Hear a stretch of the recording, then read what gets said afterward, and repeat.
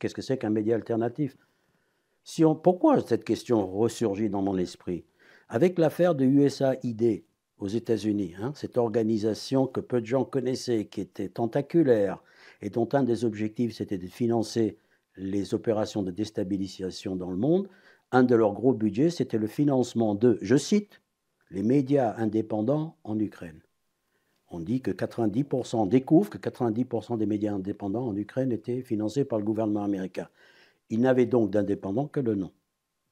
Et en même temps, ils étaient indépendants. Mais indépendants de qui exactement? Pareil pour le terme média alternatif. Alternatif à quoi? Et donc cette idée que l'ennemi se saisit des concepts que beaucoup de gens interprètent comme étant favorables à eux. C'est-à-dire qu'ils savent manipuler aussi les images, les impressions qu'on a. On dit un média indépendant, oh chouette, média indépendant. Alors qu'en fait, ils sont indépendants. Et il y a probablement les mêmes choses qu'en France et en Belgique.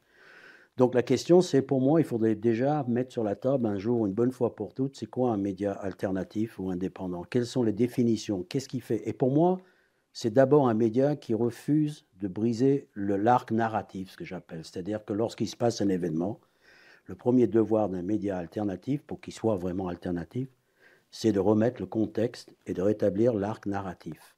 Il y a eu une attaque en octobre 2024 ou 2023 en Israël. D'où ça vient et comment ça a été provoqué? Rétablissement de l'arc narratif. Si vous ne le faites pas, vous ne faites pas un travail de journaliste et vous ne rendez pas service au droit de savoir.